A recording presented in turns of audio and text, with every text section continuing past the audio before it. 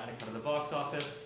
Because of that, we're always looking for volunteers and donors to help out. If you're interested in helping us out that way, come find me in the box office afterwards, or our website is tanknyc.org. If you do not have a lot of spare money or time, you may be an artist yourself, in which case we would love to present your work. Again, our website is thetanknyc.org. We're always accepting open email submissions of whatever work you would love to have here. Please also take a second right now to silence cell phones and other electronic devices if you haven't had a chance to already. Turn them off even. Go the whole mile. And with all that said, thank you all for being here and enjoy the show. So, ladies and gentlemen, welcome to Cornelia Street in exile. Oh, in pitch darkness. Welcome to Cornelia Street in pitch darkness. That was the wonderful Jay Rodriguez who's going to sing here and interrupt one of my stories. And we're going to divide this show into two parts. First of all, congratulations on getting in, which is a huge accomplishment. If any of you are here for The Secret Garden, you're in the wrong theatre. Anyhow, as I said, this is the third of 3 shows at the Tank. And in each of the other 2, I've had one illustrious Cornelia Street alum. And since this is the last show, I have 2 illustrious alums. One sitting right here, and the other one you will come across in part 2. So we're going to do, I've called this show Taking Inventory, or Inventory, or Inventory. I'm also desperately need water.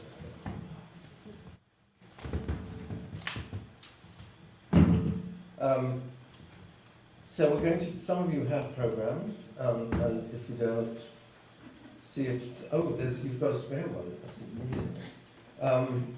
Anyhow, we're going to do part 1, and then we'll take a break, and then we'll do part 2.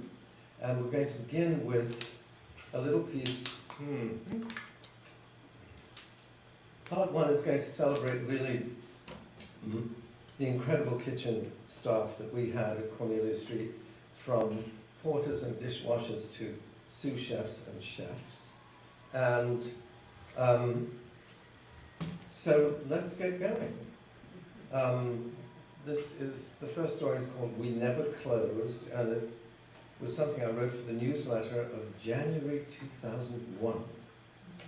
So, I think I have, there are people theoretically tuning in on a live stream if they are lucky enough.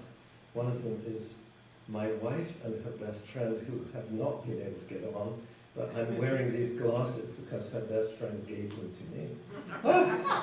And look, I can see. So this is called We Never Closed. It's from the newsletter for January of 2001. In England, when I was growing up, there was a vaudeville theatre in London, in the heart of Soho, called The Windmill. Scantily clad women supposedly appeared on stage there every night, an almost unbearably thrilling notion for boys coming of age amid the rain and rationing of post-war England. But what made the Windmill special was that for the 6 years of the war, even during the Blitz, it had remained open. Scantily clad women had appeared there every single night, bombs or no bombs. This claim to fame was immortalized after VE Day, Victory in Europe Day, with a large neon sign proclaiming in letters equal in size to the letters spelling out the name of the theatre, We Never Closed. And that indeed is up there. Amazing. It's the great Kip Rosser performing his magic. This is We Never Closed. This is a refrain that has echoed for me during the more than 23 years that the Cornelia Street Cafe has been in existence. For a very brief period at the beginning, we closed on Mondays. But beginning in December of our first year, with the arrival of the Songwriters Exchange, which foregathered in our one room on Monday night, every Monday night, we were open 7 days and nights a week. Now, an ever-increasing number of songwriters foregathering in one room suggests pretty quickly that you need another room. So 3 years later, when the storefront next door became available, we leapt at the opportunity. Preparing the space was no problem. Is this very echoey? It's okay. Preparing the space was no problem. That could go on the other side of the wall while we went about our business in the cafe proper, serving an ever-increasing number of patrons with the aid of our trusty toaster oven. However, inevitably the day arrived when we had to break through and join the two spaces together. Without revealing certain trade secrets, which some of us, given New York City codes of every description, will doubtless take to our graves, we decided to carry out the necessary work on New Year's Day, 1981. We figured that since it was a holiday, we could set about creating the arch that to this day connects the barroom with the side room, free from the snooping of inspectors. We operated with the example of Rome and its viaducts, very much our guide. Those arches had lasted for hundreds of years. Surely an arch would hold up this building with its 28 apartments, at least until our lease expired. We covered the windows, we assembled our friends and cohorts and equipped them with sledgehammers. Before building comes demolition. It was a huge job. It made an enormous mess. But by the next morning we had our arch and the building was still standing. Our Rome had been built in a day. As it happens, that day, 20 years ago, was the last day we closed. All the construction we have done since, from putting in a kitchen and expanding it twice, to dropping a staircase down into the basement, from taking over the room that is now our back dining room, to moving the bathrooms from upstairs to downstairs, we have done without closing. It is above all a tribute to our customers who have sometimes gazed in awe or trepidation as some monstrous piece of equipment handled by equally monstrous ballet dancers maneuvered itself past, over, or around their sesame-crusted salmon. It's just the cabaret, we would say, as jauntily as we knew how. Well, 20 years is a pretty good record. On Monday, January the 29th, 2001, it fell. We had intended to redo the floors for a long time. In our traditional fashion, we had figured out that if we sanded them at night, we could get a couple of coats of sealer on and they would dry enough for us to open sometime the next day. The following night, we could add the final 3 coats of polyurethane and we'd be back in business. Ah, well. We had alerted the building. The Christian brothers, who will doubtless be redoing the floors in heaven when they are called upon, arrived at midnight on Sunday with 3 huge sanding machines and half a dozen guys, all monks. Our friends from the 6th precinct arrived shortly afterwards, having been summoned by various friendly neighbors, and cheerfully closed us down. The great and good Santiago stood guard for the balance of Sunday night over all our worldly possessions lined up forlornly on the sidewalk. On Monday, the Christian brothers returned, sanded for 8 hours, and sealed and polyurethaned for another 8. Rain threatened, so we moved all our worldly possessions, tables, chairs, ice chests, from the sidewalk to the basement. The next morning, we brought all our worldly possessions up from the basement, redistributed the furniture, washed every knife and fork, every glass and dish, every saucepan, every spatula, and admiring our handiwork and our reflection in the gleaming floors, opened the doors again, exhausted, a day late, but all in all, mightily pleased with the results. We realize you might prefer scantily clad women, but they're busy at the windmill. Okay,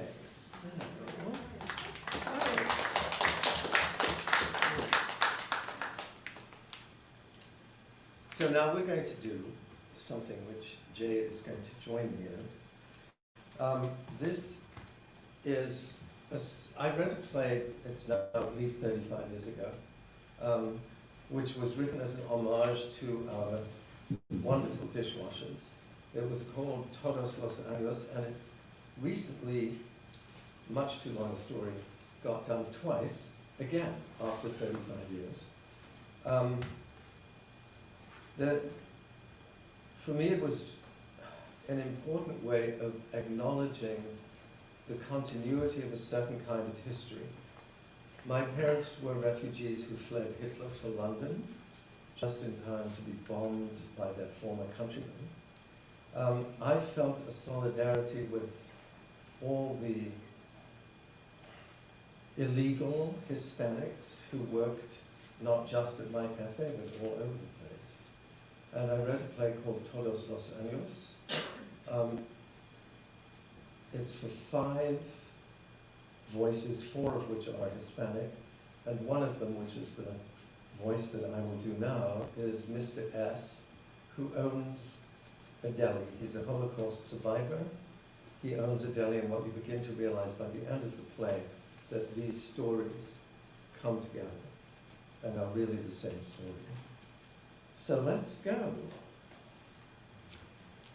Mr. S. I will tell you a secret. I am in love with my dishwasher. Not my Hobart, that's a machine, and only a fool or an anti-Semite could love a machine. No, I'm in love with my Mexican dishwasher, Miguel. Now this is no blind passion. I am 63. The time for blind passion is over. No, he evokes in me mature, tender feelings for which the appropriate term, if I understand such things correctly, is love. Now this understanding my wife Rose might question. After more than 37 years of marriage, she might say, what do you know of love? That you leave your family every night for another? That you are never home? That your son, his first baseball game, you aren't there? When he walks, when he talks for the first time, you aren't there? When he becomes bar mitzvah, it's a miracle that you are there, and then only because the reception is in your verstunkene restaurant? What do you, Samuel Grant, born Shlomo Gantz in Bialystok, Poland, know of love? Ah, Rosele, my little Krakow sparrow. I know one thing. I used to love you. Oh, how I used to love you. And some nights, when it is late, and I am still here and we are closing, I wonder, did it fly away, this love? Has it gone forever? Or one morning when I open up, will it be there as it used to be, sitting on a broken railing of the park across the street saying, don't forget, don't forget, I didn't go anywhere. Things get lost is all in this big city, but I'm still here. Where are you, Rose? My little Rosele, who saw so much, who said so little. What has become of you? Now how you speak, how sure of everything you are, how you forget the past. The children grown, strangers almost, strong, healthy, American, sure of themselves. That I can tolerate. I am almost even proud. But you, that I do not understand. Oh, it's no good reasoning with love. It comes out of the abyss and it hits you like a mugger, and then it vanishes around a corner and even the police can't find it.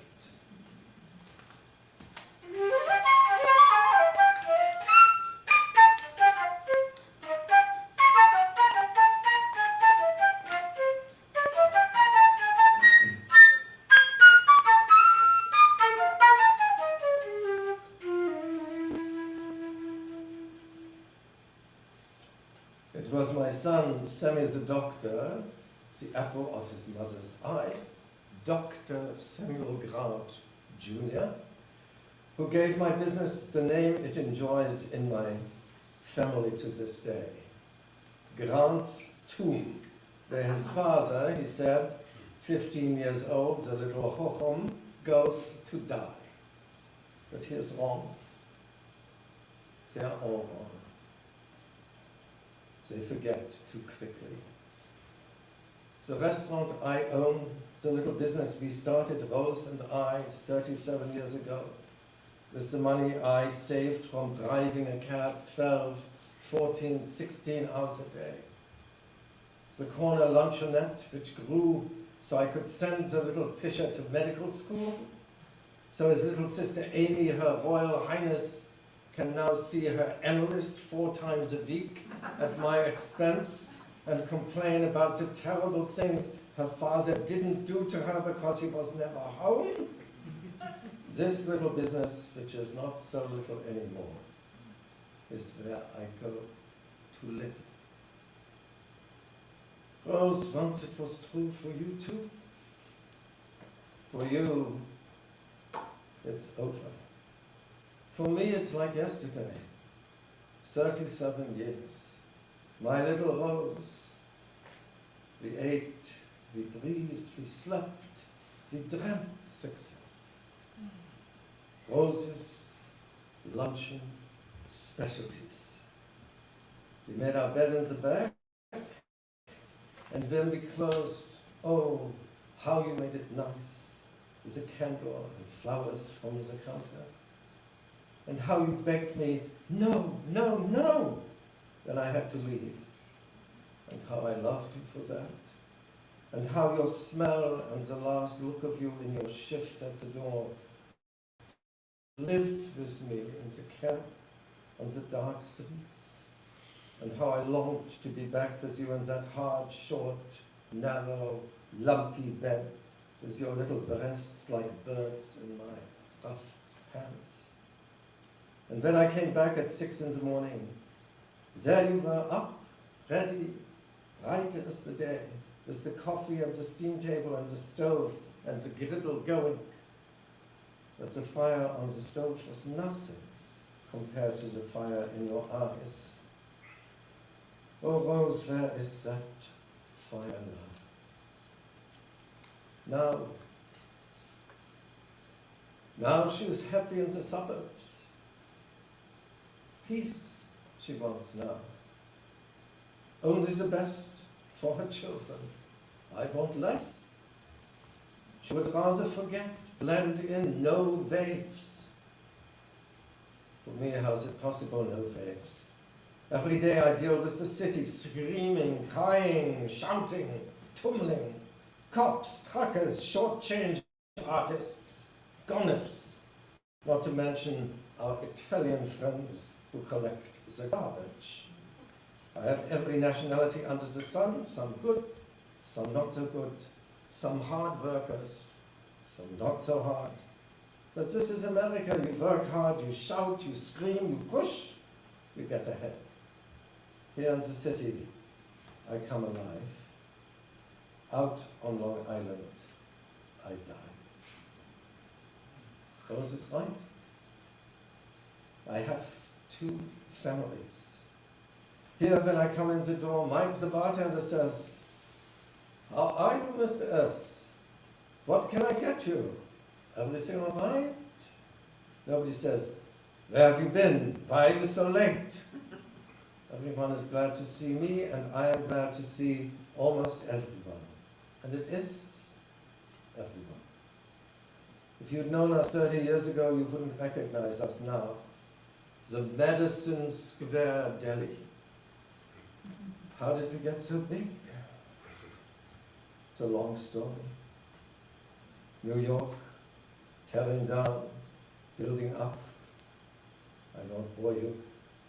We're bigger headaches now, but underneath she's right, it's still family, just a bigger family. And for every one of them I have a word, and each one has a word for me. Even the dishwashers. Now I say even the dishwashers, but I'm wrong to put it that way. You think, if you don't know, that dishwashers are the lowest of the totem pole. But it's not true. If you want to know the truth, the heart of a restaurant, it's not the chef, although the chef thinks it's the chef. It's not the bartender or the manager or even the owner. It's the dishwashers. Because if the dishwasher doesn't do his job, the whole Meshuggah edifice falls apart. And you want to know something else? If Reagan, with his amnesty, which is just another way of rounding up illegals, is really going to send the Labor Department in to restaurants to check green cards, you can close just about every restaurant in the city. Because Americans can do a lot, but one thing they cannot do is wash dishes. I don't care what color they are, as soon as they become a citizen, they forget how to wash dishes. The only people who can wash dishes who are not afraid of work are illegals like Miguel and Ranulfo and Plutarch, all of whom I love deeply. But especially Miguel. Miguel, sweet, smiling Miguel with his Yankee cap, who never complains. Miguel, if I were not already married, you I would marry.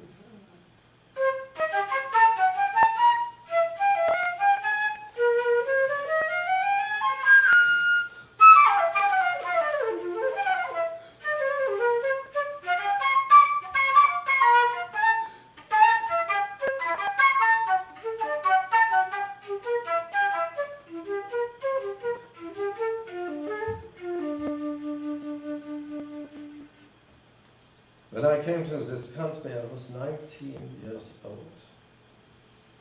I came on a boat packed like a herring. The crossing was terrible, but believe me, it is better than a train. I'd been in a place you had better not know. And there we arrived, hundreds, thousands, on a train. And ahead of us trains, and behind us more trains, and every train bursting. Unlike my father, my mother, all four of their parents, my brother, my little sister, my two uncles, my four aunts, and all 11 of their children except my cousin Yakov, I survived. I was young, strong and lucky. By the end, I was just lucky, if that's what you call lucky. After it was over, I spent my life in camps, from one camp to another. Thousands of us bedraggled, spent crossing Europe in trains, again trains, like flies on a corpse. Europe was dead, the past, finished. In people's eyes I could see we were all dead. One day on a train, 12 of us in a compartment, I look into a dead man's eyes and I see my cousin Yakov, whom I never liked. But if you survived what we had survived, it's a miracle. And we kissed. We spent 3 months together in camps, on trains. Enough is enough. In Vienna, they offered us we could go to America or we could go to Palestine. I had seen the American soldiers young, strong, healthy. My cousin Yakov decided Palestine. I decided 3 months is enough. I decided New York. America was the future. But when I arrived in Ellis Island, they tell me, the land of opportunity is not New York, it's Ohio. It's Mississippi. It's California. I say, does it mean trains? In that case, I stay. So I stayed, I got a job, any kind of job, a schlepper, a packer, a porter, and at night I studied English. And one night at a dance, a working man's dance, I met Rose. What she had seen, she wouldn't tell me. She couldn't tell me. She couldn't talk. What she had seen was so bad she had lost her power to speak. I thought first she was ignoring me, but she had a friend who said, no, try again. So about the 10th time, she agreed to dance. And the words that came were only her name and Krakow. But I talked enough for two, and there was something tender and determined about her. And over the next few months, gradually she talked. And then I started driving a cab, and the rest, well, you know the rest. But New York, 40 years ago, was a different city. There was still a chance. It wasn't all so written down, 400 forms. For this, you need a permit. For that, you need a license. And the rents? Well, 2 Jews from Poland could open a luncheonette. Now forget it. If I were a Jew from Poland arriving in the city today, I'd take a train and go to Mississippi.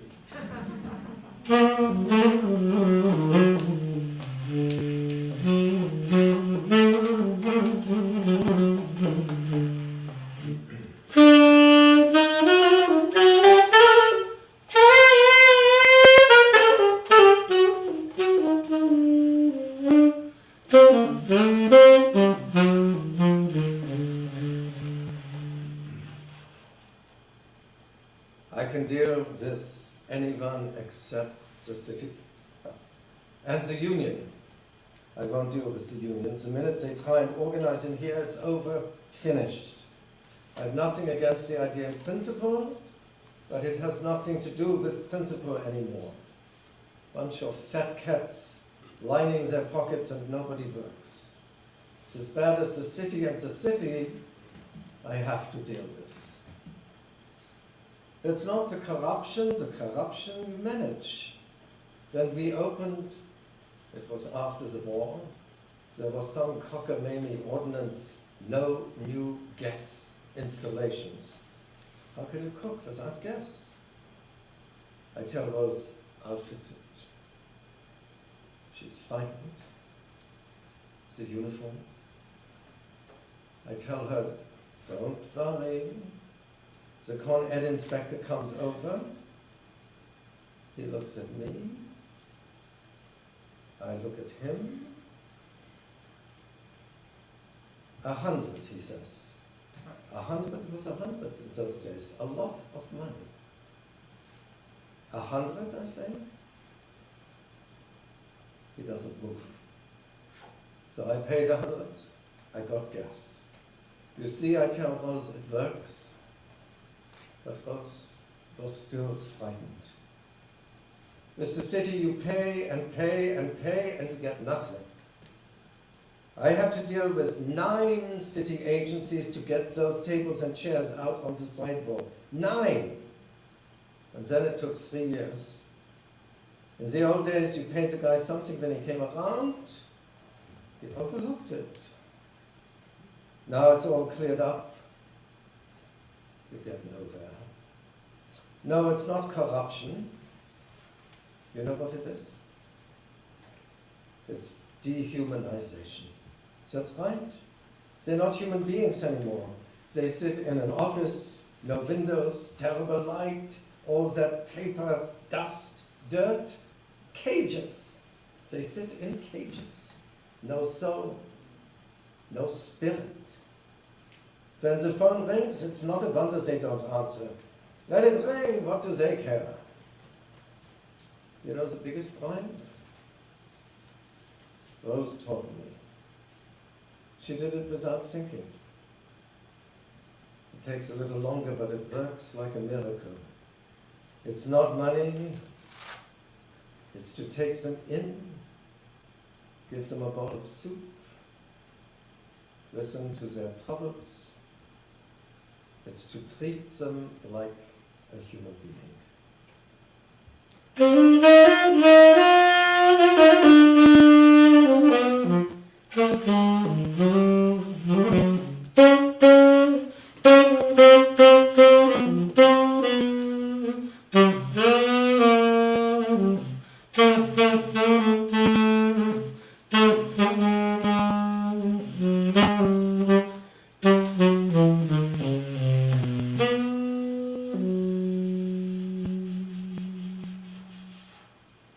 Miguel is teaching me Spanish. Yesterday we had a celebration. It was July 4th. We always have a celebration July 4th, not so much because of America, but because on the weekend, which was July the 4th, 37 years ago, Rosala and I opened our little luncheonette. And now, all these years later, it has become a big place, a landmark even. But also, of course, it is July 4th. I put out flags, we make sangria for the customers, very American, very Jewish, and I hire a band which plays on the street outside. In the old days, Rose and I used to dance, and everybody would dance. It was a party. Now she rarely comes by, sometimes the children, but for them all this is too sentimental. Rose says I cling too much to the past. But for me, the past is everything. Without yesterday, there is no today. Without today, there can be no tomorrow. So I keep up the tradition. Old friends come by, old customers, even the cops who give me a hard time the rest of the year. I give everyone a bonus. I work behind the bar, in the kitchen, on the floor. It's a holiday. The streets are deserted. Everyone is out of town. The only life for blocks around is my little party. And by the evening it slows down. So in the evening I went into the dishwashing station and told the dishwashers, basta. I told the cooks to feed them, and I ran the Hobart myself for half an hour. I can still do it, but it's not so easy. They have their own systems where everything goes. Dishes here, glasses there, silver in a basket. It's become much more complicated. And I am slow compared to them. Anyhow, the night is ending. I sit down with Miguel and Ranulfo, and I ask them if they want a drink. Aniversario, I say. They smile. Drink? But of course, any Mexican is going to drink if you offer, but not sangria. Margarita? No. Miguel a tequila, and Ranulfo a beer. Cerveza, Ranulfo tells me. Okay, I say. You teach me Spanish, I teach you Yiddish. I explain to them the restaurant, how I came here 43 years ago, how I drove a cab, how today is the birthday of my business and of America. I have 2 children, both grande. Ranulfo, he shakes his head. Miguel holds up 3 fingers. Tres, and tells me their names. A girl and 2 boys. They are all in school. It is true, Rose. I am sentimental. An old fool. But to me it is amazing. We understand each other. We make conversation almost with no words. Ranulfo goes back to clean the kitchen. Miguel and I sit for another hour. He touches something in me. He could be a son, but he is also a man, a father. Rose has no patience anymore. But for me, this is America, this struggle, this coming together. I want my son, the doctor, to have half the dignity, the humility, the dedication, the sense of right that such a man has, struggling for his family. Enough. When I left for the night, Miguel and Ranulfo were cleaning. I gave them each $50. Once a year, I say. Todos los años, says Miguel, smiling. Every year. And I smile too. But who can explain it? In my car when I drive home, I start, for the first time since, I start to cry.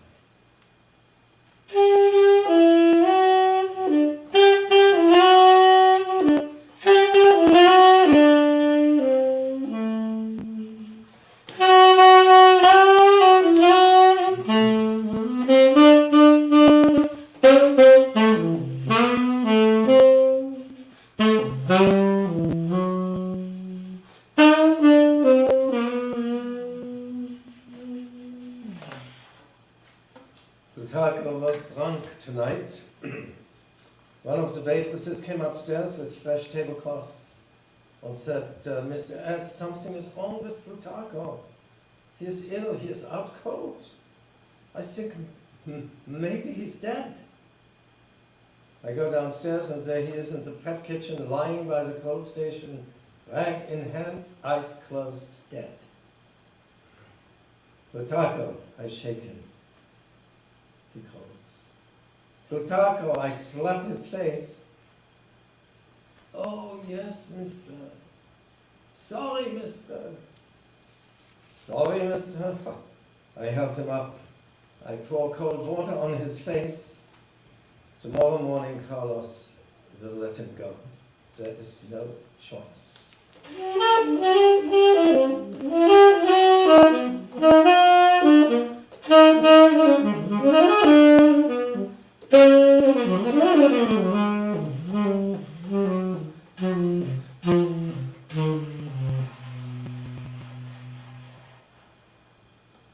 Rose told me it would come to no good. You hire them, you're a fool, they will only cause you trouble. Oh, Rose, have you forgotten who we are? Who we were? A friend, a thief, Plutarcho drunk, all right. But those bastards, those Verbissene feds, can they not leave us in peace? They're hunting down illegals as though they were animals.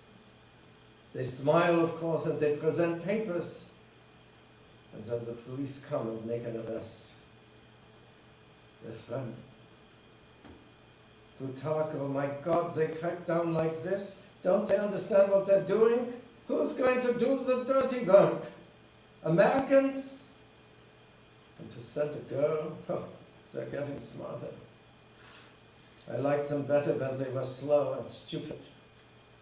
I tried to talk to her like a human being, Rose. Such people are not human beings. Oi, my Miguel, my beloved dishwasher. How can I protect you? Miguel, Ranulfo, Ismael, where can you hide? We can't pay them off. Things don't work so easy anymore. What do I do now? My God, I came to this country to get away from this.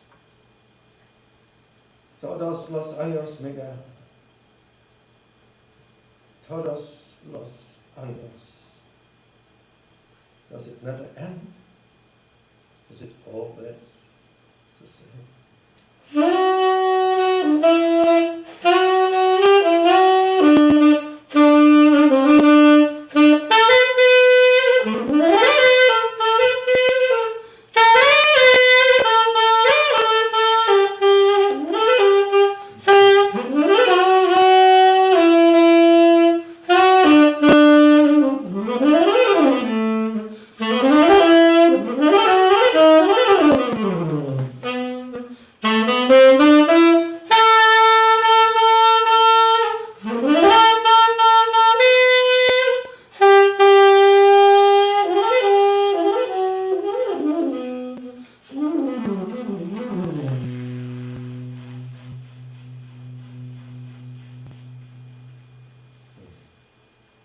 Thank you, Jay.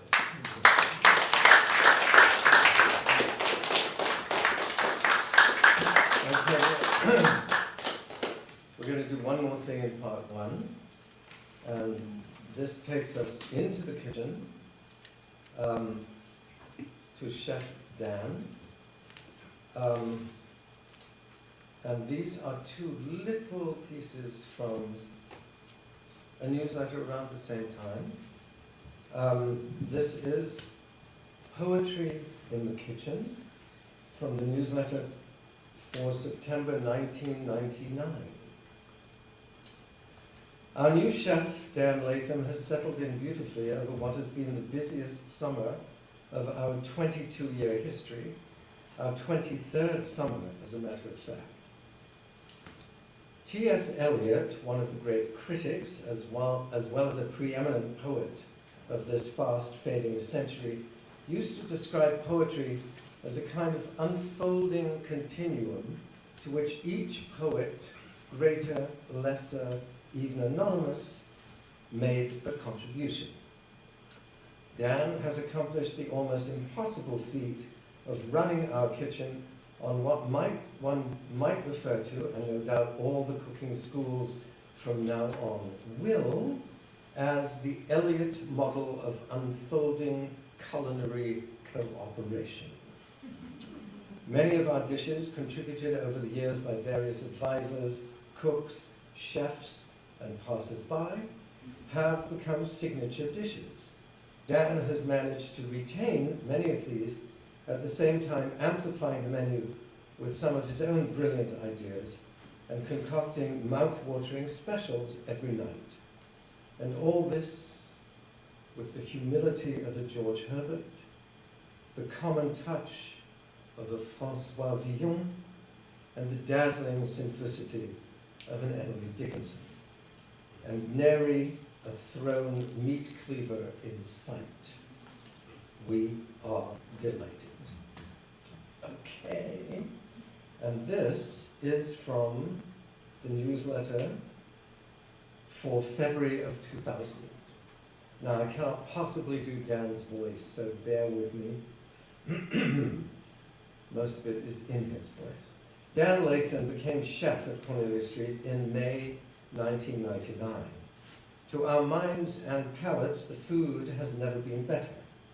He is also blessed with a serenity of temperament that in most mortals would be remarkable, but in a chef qualifies at least for canonization, if not sainthood, directly in a single bound.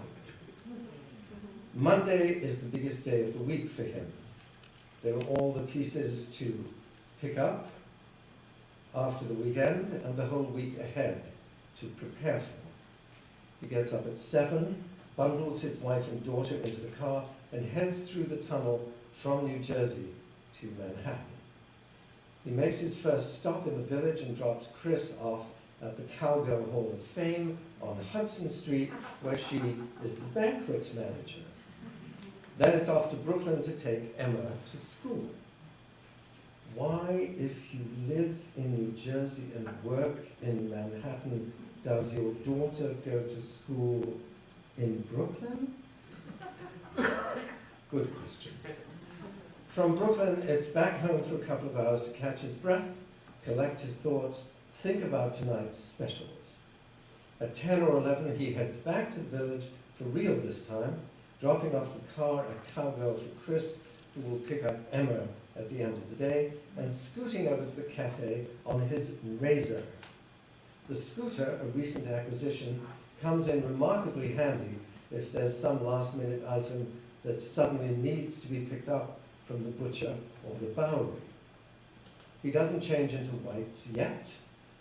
The first order of business is to look around, take stock, check the walk-ins, see how depleted the weekend has left us. He touches base with Pablo or William, the day cook, who is serving breakfast and moving it to lunch. He reviews and adjusts the prep list, checks the laundry, decides what adjustments to make to the standing order, which comes in on Thursday, napkins, tablecloths, bar mops, dish towels, cook's jackets, pants, aprons. Whoops, we're out of tablecloths. Need to special order for tomorrow. Then comes the real inventory and ordering, food and kitchen supplies. Each week he compares the prices of one major vendor against what we're paying with our regular suppliers. There are phone calls back and forth, conciliatory pats on the back, cajolery, occasional new deals, quiet, straightforward, gentlemanly. An owner comes in. Did you notice the butcher paper we use to protect the tablecloth is different? It's waxy, striated, curling up. Okay, I'll tell you Tchaikovsky. The phone rings, Puerto Rico. What happened to the coffee order? I called it in on Thursday for Saturday. It's not here. Julie, the pastry chef, comes in. The new dessert menu is going in this week. Is it okay to use brioche loaves for the chocolate bread pudding? We'll work on that later. Alliant calls. You said vegetable oil instead of canola. Give me a case of pomace, 1 case English muffins, gallon mayo, cumin, curry, white vinegar case of quartz, Poland Spring for the kitchen staff, 1 25-pound bag of soba noodles, 2 rolls of 18-inch plastic film, dinner napkins, we use them for daytime. What's your price on votive candles? 10 hour. The meat order's here from West Pond. Is it okay? Julie checks it in. Dan approves, signs. Case of fantastic spray quartz, how much? Case of bleach, gallons. 6-ounce cans pineapple juice. Is the mescaline still $9? Okay, I'll take 3. $200 minimum, did we make it? Great. Speed dial Yavakovsky, add-on candles. Fantastic. Oh, and food handler gloves. By the way, something's wrong with the butcher paper. It's the same plier, end of the row? Come on. Okay, we'll live with this one, but back to normal next time, okay? Speed dial Ischia. Maraschino cherries, gallon jar. 3 cases Valverde, 500 milliliter. Sparkling, okay? Speed dial diamond, unbleached flour, maple syrup, walnut oil, lentils. Did we make it? Great. Watching owner. Is the minimum still by weight? They used to require a 200-pound minimum. You must be kidding. No wonder they switched to money. It's $200. Speed dial Wilco, add-on couscous. Speed dial Joe's Dairy, mozzarella, smoked mozzarella, block parmesan. Speed dial Pinot, hamburger meat, steaks, pate ingredients. Speed dial Swede Farm, milk, eggs, cream, goat cheese. Time to change into whites, into the downstairs prep kitchen. Recheck the deliveries. Is the fish really fresh? Are the vegetables great? The meat? If something's wrong, call the vendor. Make the praline topping for the cheesecake, pecans, sugar, butter, bake it to caramelize. Make the crust, make the cheese filling. Put them in the oven. Make soup, eggplant, and roast pepper. Go down the prep list. Make sea cakes, clean fish, prepare sauces. Beurre blanc for the chicken, tomato, basil, vinaigrette for the salmon, jalapeno tarragon for the base. That's. It's 3. Romulo comes in. Time to knock out the list for tonight. Prep the fish, make risotto, blanch the vegetables, portion the steaks. 4:45. Check with the day cook. Is he ready? Everything wrapped? 4:55. William comes down with his crate of day stuff. Dan and Romulo go up with their crate of night stuff. Warm up the stocks. Heat the sauces. Check the mise en place. Parmesan, diced zucchini, yellow squash, braised leeks, smoked mozzarella, red cabbage, marinara sauce, shiitake mushrooms, fresh shallots, fresh garlic, roasted garlic, snow peas, mustards, fresh lemons, julienne of red peppers, all present and correct? Okay, we can begin. All righty. Whoa. So that's the end of part 1. We will take a little break and we will reassemble in, let's say, 10 minutes. There is a bar upstairs. I think there's somebody there. Yes. Anyhow, 10 minutes, okay? And there are 2 restrooms, so good luck.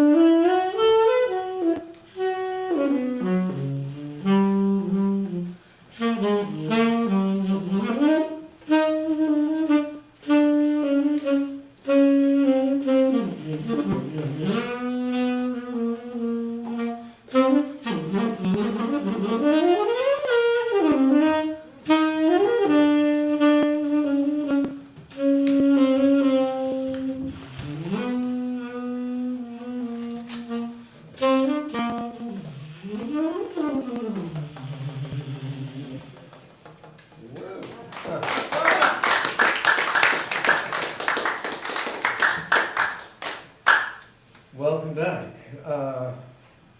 In particular, I want to welcome my friend Rena, who was standing outside for half an hour banging on the door. Anyhow, I just thought we'd put that in for amusement.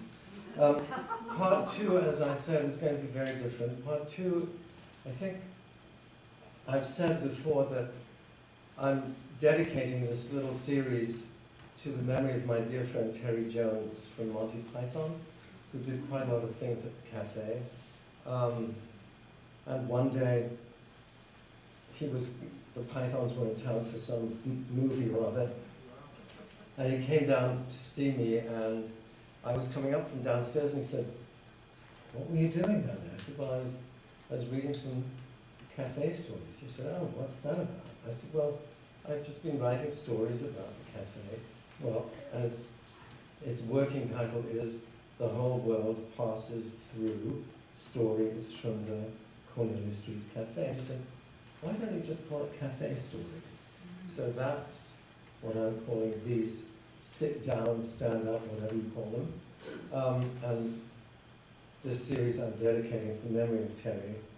And I'd like to dedicate this part to the memory of Oliver Sacks, Dr. Oliver Sacks, neurologist, author, and after this story that you're going to hear, a very significant contributor to 16 years of a program called Entertaining Science, which K.C. Cole really initiated, and which Roald Hoffman, poet, playwright, and more famously Nobel laureate in chemistry, conducted for 16 years.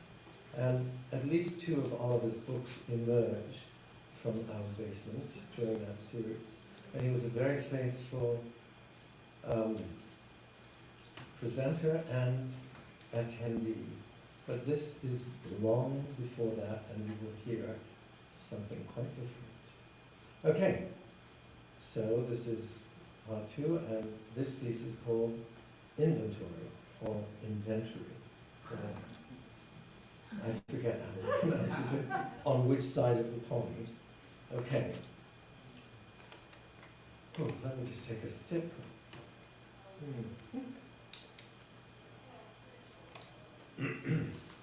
It's Thursday, the last day of the week for ordering. I've run around downstairs checking paper goods, cleaning supplies, beer, wine, liquor. The highest price liquors we back up only at the bar. I come upstairs to inventory the bar. It's lunchtime, it's May, the sun is shining, the doors are open, it's busy. 3 women and a man are sitting at a table in the side room.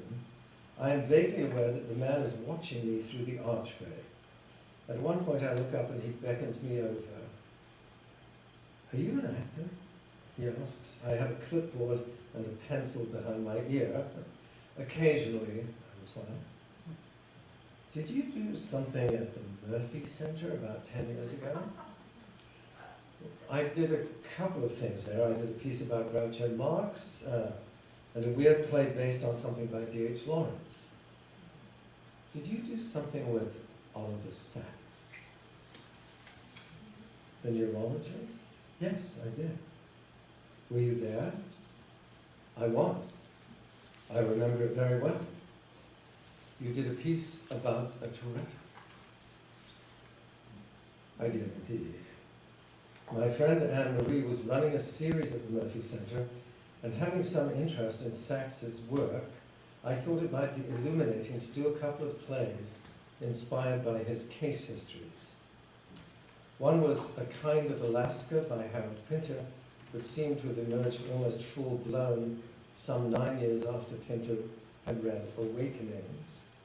The other was a monologue by Peter Barnes called Drummer, which had been inspired by a case history not yet widely known, the story of Witty Ticky Ray, who suffered from Tourette's syndrome, an affliction of the brain which causes sudden, quite violent and scatological eruptions, even in the middle of genteel conversation. Ray was a drummer with Tourette's, whose tics and twitches ceased when he was drumming. Barnes had taken this image and written a monologue for an actor at a drum set, which was quite daring and close to the bone. We managed to get hold of Sachs. He knew the Pinter play, of course. There's a prefatory note acknowledging him, but he didn't know the Barnes, and he was understandably concerned that it might be exploitative in some way. I sent him a copy, and he approved. Barnes not only got it, he got the humour too, Sachs said. This set my mind mightily at rest. Sachs agreed to come on the night and to talk, or at least respond to questions afterwards. Could he bring a friend? Of course. I directed the Pinter, which is a deliberative, almost elegiac meditation on a woman slowly emerging after 29 years in a coma. Richard Edelman, who played the sax part in Alaska, directed me in Drummer. Drummer is a very different kettle of fish. It's short, it's abrupt, it's funny, it's violent. It's also a piece which is quite close to me. As a child growing up in London after the war, I had developed fits which never totally left me, and which were occasioned by unlikely things that happened at home. My parents smoking, for example.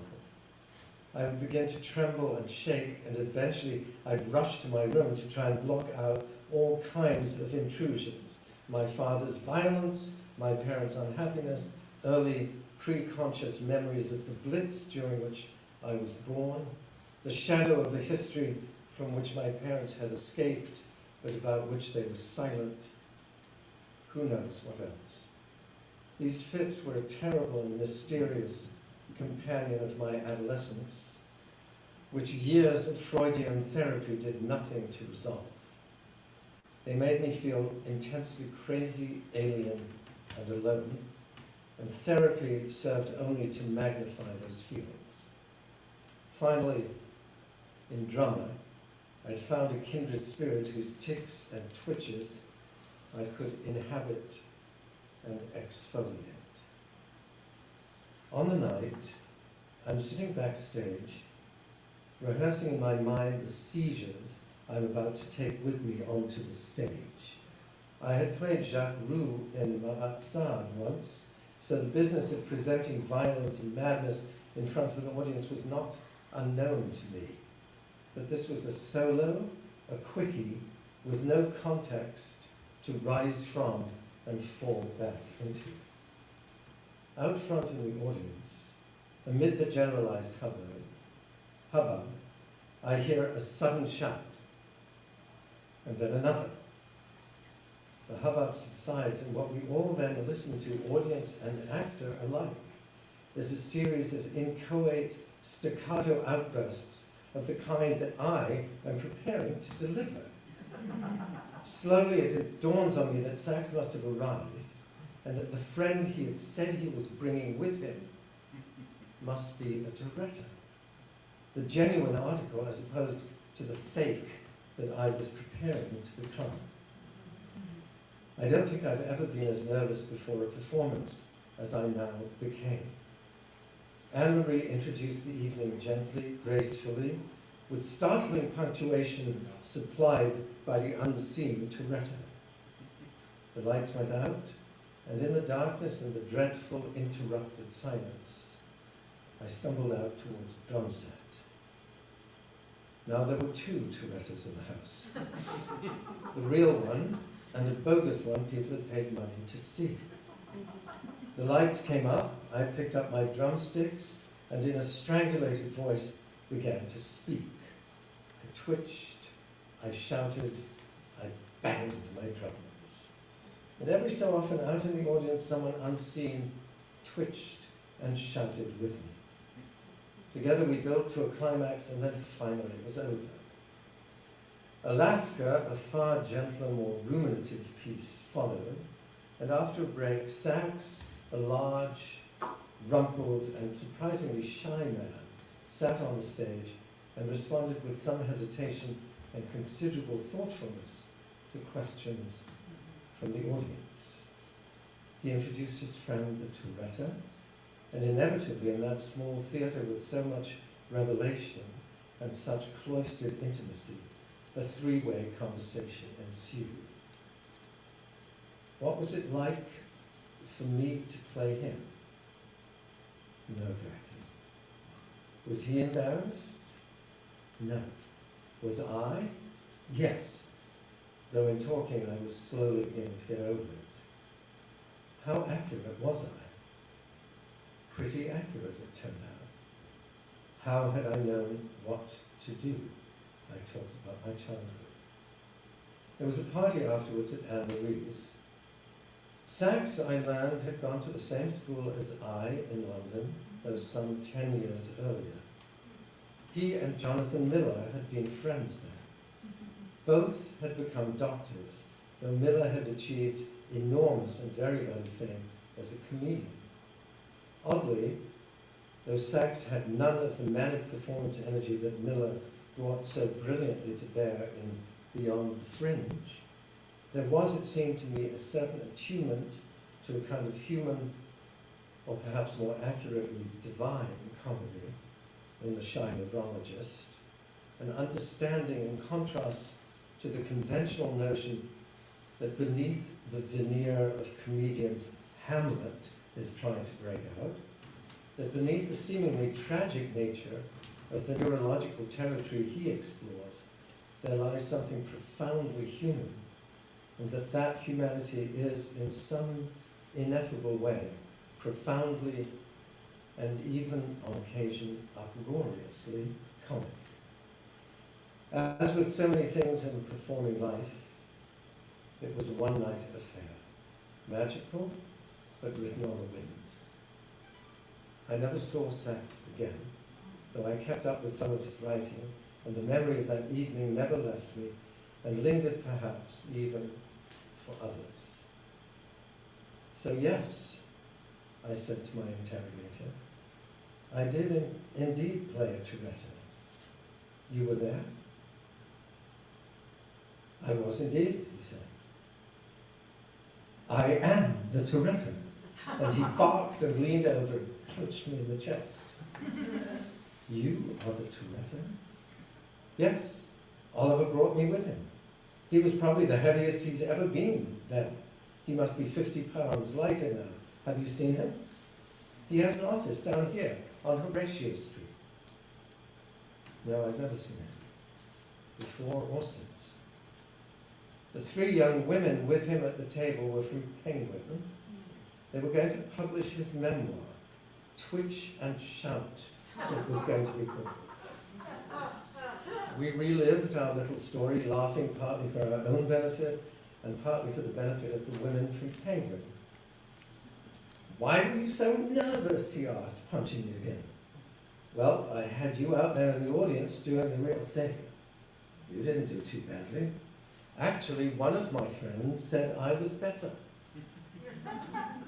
You know, you probably were. Listen, I said, I've also written a book, a memoir, since we last met. It has nothing to do with Tourette's or acting or the cafe. It's about growing up in the shadow of the Holocaust. That's the disease I suffer from. If there's a copy downstairs, I'd like to give it to you. I left my clipboard and pencil at their table. went downstairs and found one last copy of my book. I brought it upstairs with a pen. I've forgotten your name, I said. Lowell Handler. Oh, any relation to Evan? You know Evan. He's my brother. Evan Handler, I Hate Hamlet, Nicole Williamson, Cancer, The One-Man Show, and now the book. My friend Nick, who also has cancer, and a one-man show, which he did downstairs in the cabaret, but that's another story. Oh no, I said. You both have diseases.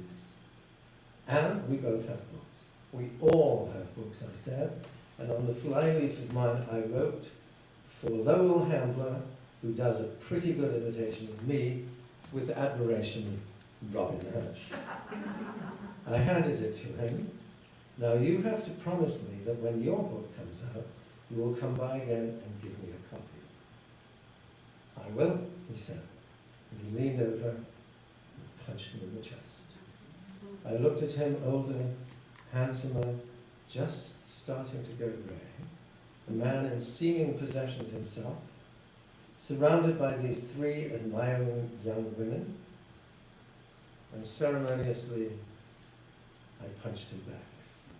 Then I picked up my clipboard and pencil and returned to my inventory. Now, it is my great, great pleasure, and this is really quite something, to introduce Lowell Handler. He is going to be reading his own piece, and we are going to do some magic here with microphones, and this is going to go somewhere. Okay? And this is going in the pocket. Okay? And then after you're done, you give it back to me. Okay? No, I'm going to take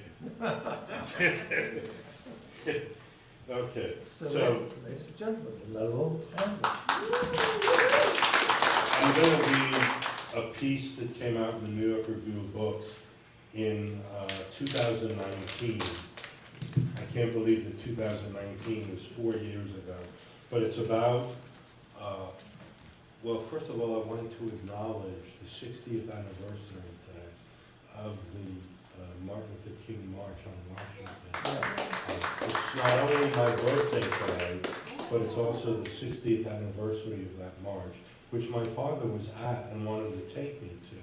I was 7 years old that day, but he didn't take me because the family urged him not to take the 7-year-old because they were worried about violence. And of course, there was no violence that day.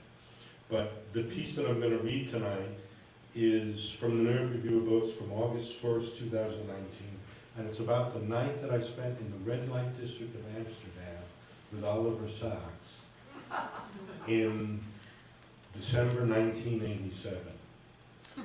I was Oliver's photographer for years in the late 80s.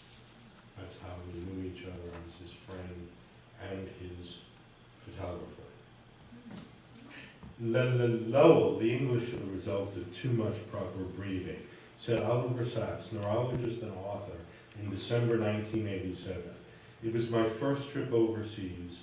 I was in my early 30s, Oliver in his mid-50s, and I was working as his photographer.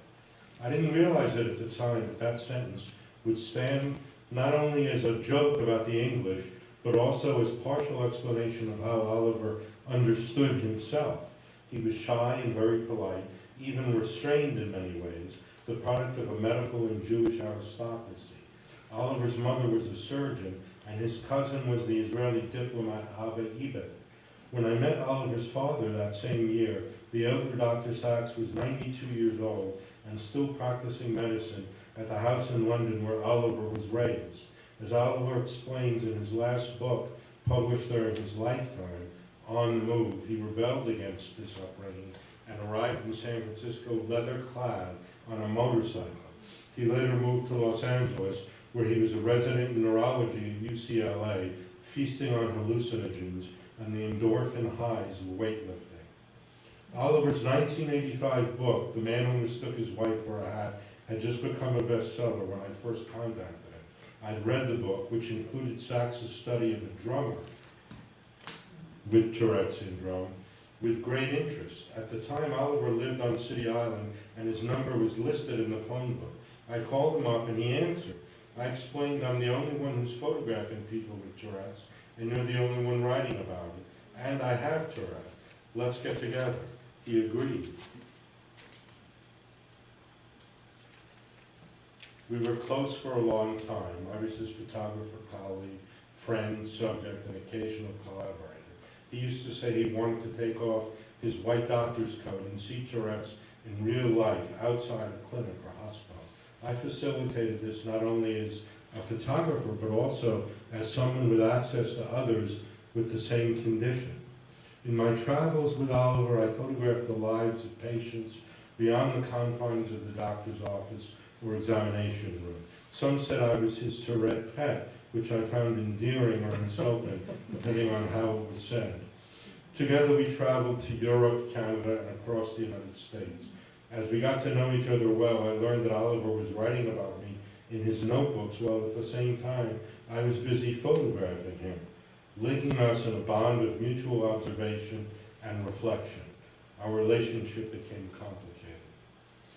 We had just finished a collaborative article published first in Life magazine and then internationally about an extended Mennonite family in northern Alberta, Canada, whose members were disproportionately affected by Tourette's and an overlapping obsessive compulsive disorder. I photographed the story while Oliver wrote it as if seen through my lens. After hearing me repeat names and phrases, Oliver wrote that an aspect of my Tourette's was being fascinated by the acoustic contours of words and language. That's why he got those big advances, I guess. Oliver was never my physician, and although there were times I wondered if I would trust him with a prescription for vitamin C, I half hoped he would one day present me the magic pill to cure my Tourette's. What he gave me instead was much more, an insight into myself, a window into his own quirky personality, and a new awareness of aspects of human nature. In London, Oliver introduced me to his father, and the old man stared, eyes bulging at my gyrations, twitches, head jerking, and barking. Then he turned to Oliver and said, "Quite remarkable, Oliver. What is it?" Oliver explained, "He has Tourette syndrome, Pop, one of the things I've been writing about. I thought it odd at the time that his father didn't just ask me, and I thought it was cute that Oliver called his father Pop." Between 1987 and 1989, Oliver and I had a working relationship, traveling together around the US, Canada, and Europe. Some of my favorite memories of those travels with Oliver were the holidays in the Netherlands.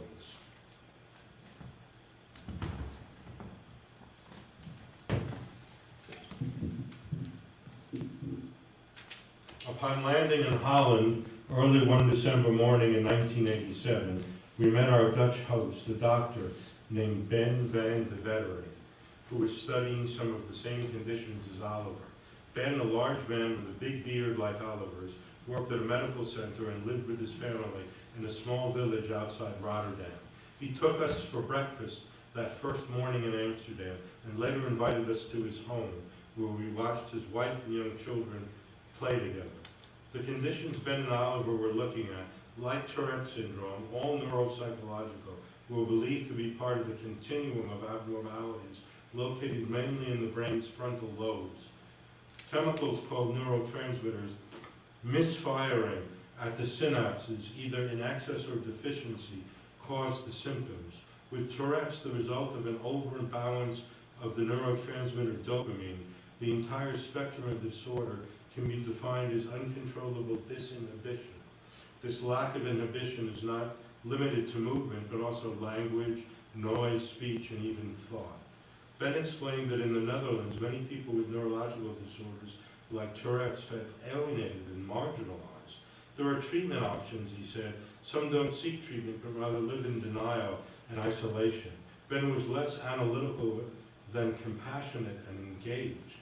He was also active in helping the local Tourette syndrome chapter and support group, which Oliver and I sat in on one evening at the hospital. "It's completely useless," a man shouted, referring to his Tourette symptoms. Alan had minimal involuntary movements of his arms and legs, but shouted out words and phrases. He continued his rant. "Why do we do these things?" A woman was sitting across the table from me smoking a cigarette, an exaggerated series of gestures brought on by this dopamine blast. She was young, in her mid-20s, and spoke English well. When she, Ben, and Oliver and I strolled together down the halls of the hospital, she said, "Tourette is like to pirouette." Both Ben and Oliver chuckled. Oh, okay. In Amsterdam, we stayed downtown at a beautiful hotel on a canal. One morning, Oliver asked if I'd like to appear on television with him. He had been contacted by one of the country's leading intellectuals, Adrian Van Dietz, who had a well-known talk show and had been interviewing public figures, mostly writers, for decades. Oliver was inhibited in many ways, and I believe is one of the reasons he was drawn to those of us with Tourette's. It also led him to substances that would relax him, relieving him from his feelings of self-consciousness. After we had drinks to loosen up a bit, we went on the show. Oliver spoke, among other things, about Awakenings, a book he wrote in the early 1970s that had been made in 1990 into a film starring Robin Williams as Oliver and Robert De Niro as a patient. Adrian Van Dietz introduced me and asked me about Tourette's. He wanted to know how it affected me, in what context I had experienced the symptoms. In the next few days, it seemed that everywhere we went, people stopped, stared, and pointed. In such a small country with few TV channels, a huge percentage of the population must have been watching. Oliver and I decided it was time to see the more subterranean side of the city. We set out on foot for the bars and coffee houses that fill almost every block, selling food, coffee, alcohol, hash, and pot. We found a cafe and ordered dinner as we pondered a trip through the red light district. The bartender showed us a billfold of various strains of marijuana, each with its own name and price. We picked one and rolled a joint. In the Netherlands at the time, most people used a combination of tobacco and pot, sometimes with ground up hashish resin as well. Our next stop was a bar overflowing with people. As soon as we entered, a woman who had obviously been there drinking for some time announced to Oliver, "We have read all your books and we love you." A small crowd gathered around and cheered. Oliver and I stepped up to the bar and ordered drinks. The woman patted Oliver on the back and offered to buy us around. At the red light district, we waved back to the women sitting in the windows. After walking what seemed like miles, we came upon a large nightclub called the Milky Way. It was getting late, but we went in anyway. Couches lining the walls were littered with people in various states of consciousness. We went to the bar for drinks, some hashish, and more pot.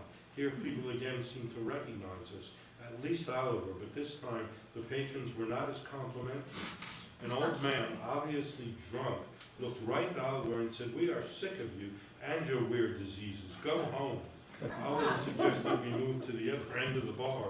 We didn't stay at the Milky Way long, but drifted to other bars, smoking and drinking all night. Eventually we decided to go for a walk. For hours we walked, with Oliver often stopping to write in his notebook while I photographed. Oliver gave me some good advice. "Lowell, when someone asks, just say you are neuropsychologically different." I guess that would explain a lot. As the first rays of light were streaking across the sky, we made our way back towards the hotel, stumbling somewhat, until I finally noticed there was no film in my camera, and Oliver realized his own handwriting had become indecipherable. Ascending the stairs to our rooms, I asked Oliver not to wake me until noon the next day, gave him the one remaining piece of hash, and said good night. At exactly 12 p.m. the following day, there was a knock at my door. I opened the door and found Oliver with his hair wildly unkempt, his glasses crooked, his shirt all wrinkled, his pants twisted. I looked at his eyes, which were bloodshot and half closed, and said, "Oliver, where have you been?" He answered, I fear I wandered about the city all night and day, smoked the rest of the hash, and had some more to eat and drink." He had been walking for many hours, drunk in stone, a physical wreck, and he still wanted more of everything. It made me think of Oscar Wilde, who said, "Moderation is a fatal thing. nothing succeeds like excess. And I remember what Oliver had told me a grade school teacher had written on his report card, Sachs will go far if he does not go too far. In our later years, we remained friends, getting together from time to time for meals, events, and gatherings with colleagues and mutual friends. As we got older, we changed to an extent the way people do over time. What we still had in common were not only the past places and people we knew together, but also the shared experience of otherness, with Oliver's painful shyness and reticence sometimes preventing him from social interaction, and the physicality of my Tourette symptoms. Having shared the experience of being an outsider, we understood one another. The last time I saw Oliver, then 81 years old, was in Brooklyn. He was with his partner Billy Hayes at the Valley of Astonishment, a play about synesthesia written and directed by Peter Brook and Marie-Helene Astier. I approached him in the lobby and said to Oliver, "I don't remember you getting old." He said, "I did anyway." A few months later, a package arrived with his memoir, On the Move, and a handwritten letter telling me of plans for a future book that would include our travels together. Oliver wrote, "It may be posthumous, as I do not know how long I have."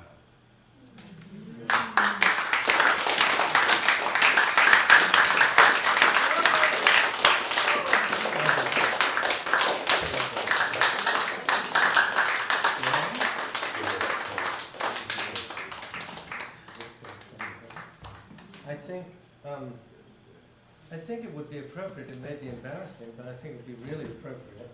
Oh, you don't want me to go now? I think. Can you lead us in a little happy birthday? Oh, God. It's his birthday. Come on. And this is actually one of the... Oh, okay. Drunk again, Emily? Thank you. He said he wanted to get tagged tonight. No, he said. I said get tagged because Anyhow, I think it would be appropriate on this rather magical occasion, since it's his birthday, to sing happy birthday to Oliver.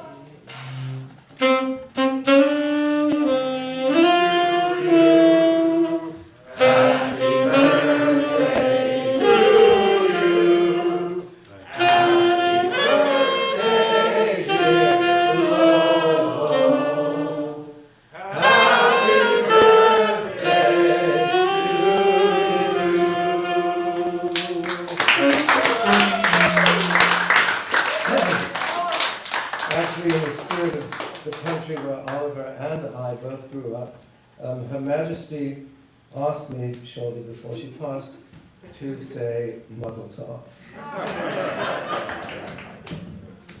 Okay, I think we'll close with one little thing which will round off these 3 evenings of cafe stories, and we'll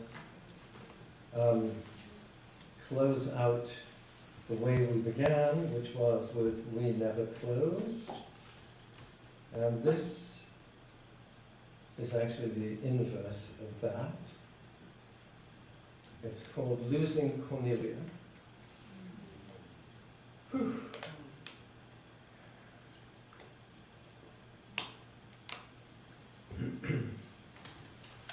I am losing my oldest child, Cornelia.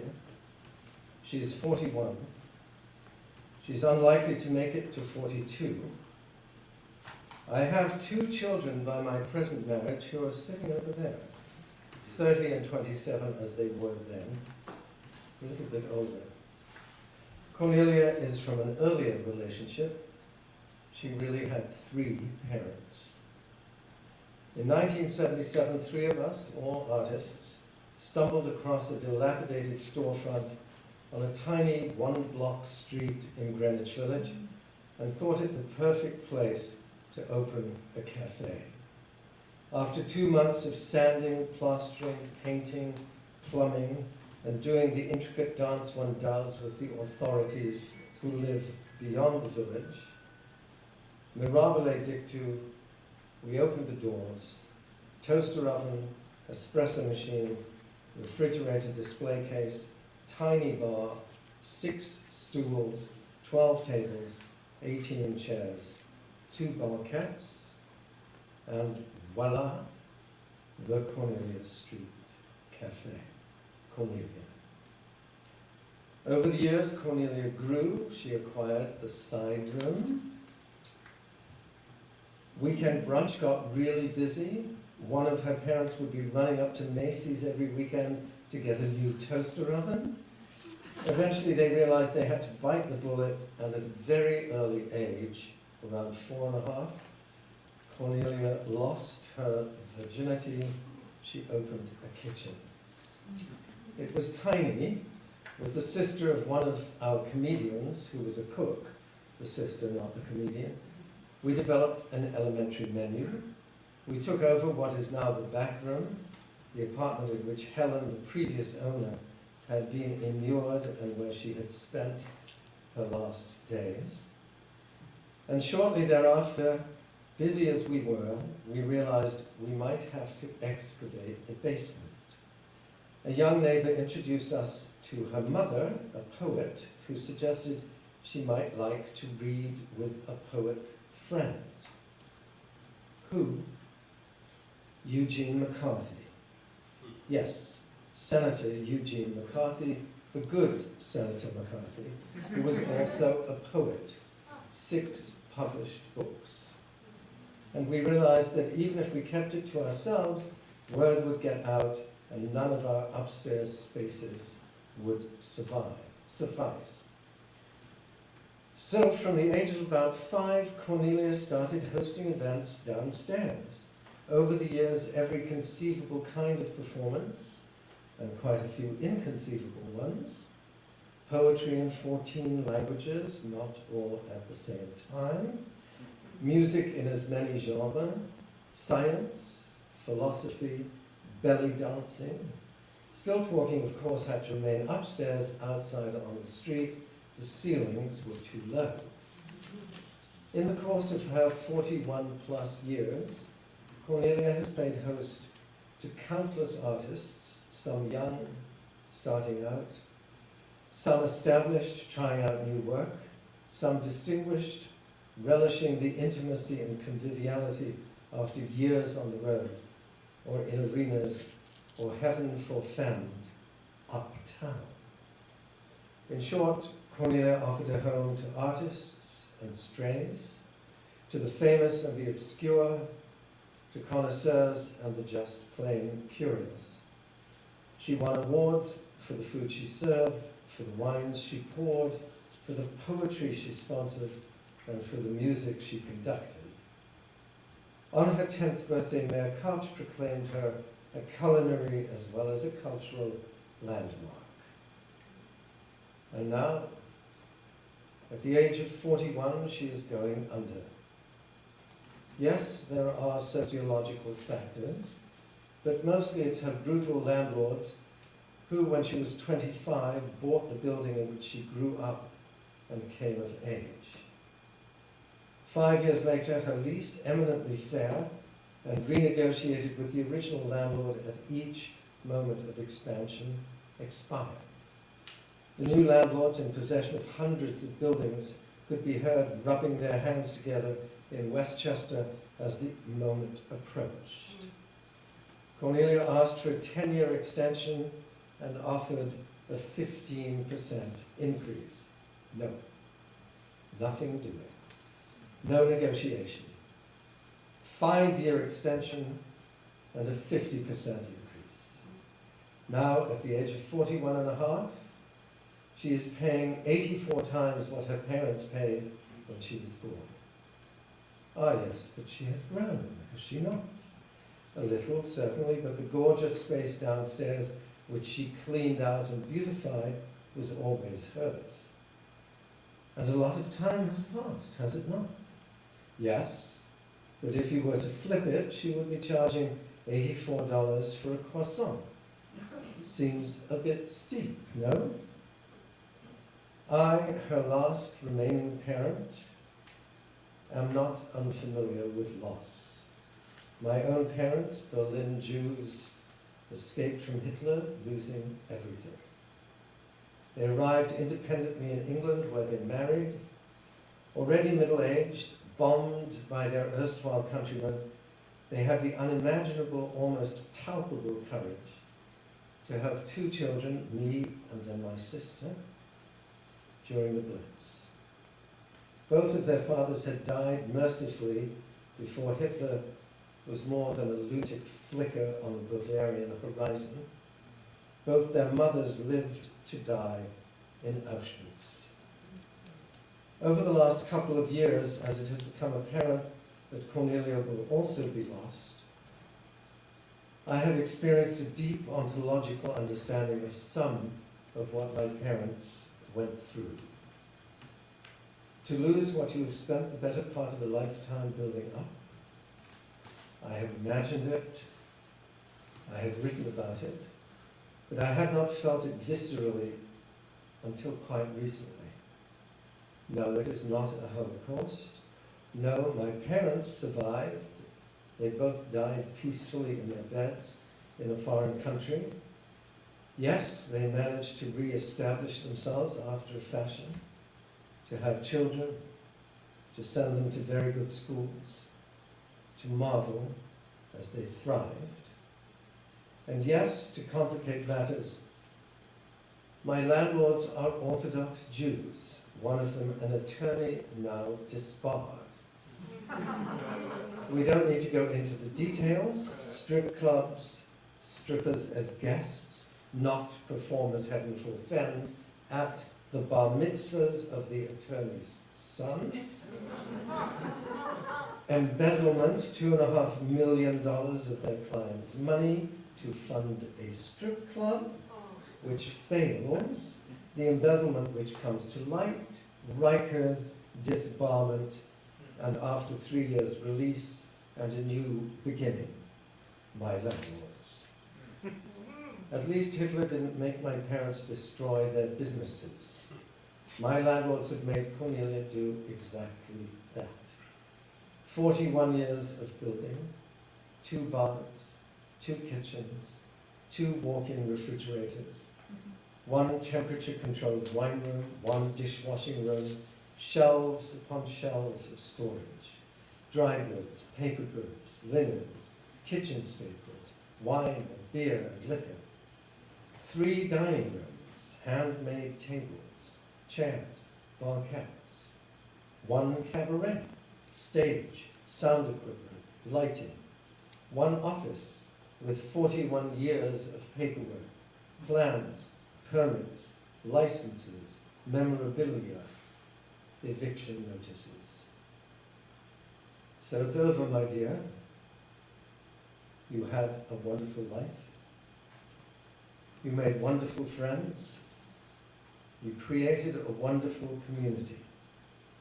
In the twinkling of a malevolent eye, a miserable little Austrian corporal became Chancellor of the German Reich. In the twinkling of a malevolent eye, on the 78th anniversary of Kristallnacht, a vile New York real estate tycoon was declared President of the United States. In the twinkling of a malevolent eye, 2 vile, miserable, Orthodox Jewish landlords, we too are Jewish, squeezed the life out of your beautiful soul, destroyed everything you had built, and kicked you out onto the street. But thousands of your admirers, your comrades, your co-conspirators will remember you, cherish your memory, and raise a glass. Cornelia van Extraordinaire.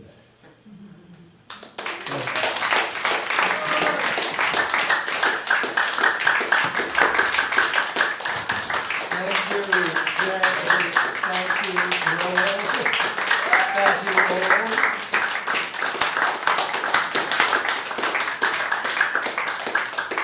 See you in exile somewhere else. As I used to say, come back every night, we need the money, but maybe not here. All righty. Do you want to play us a little something?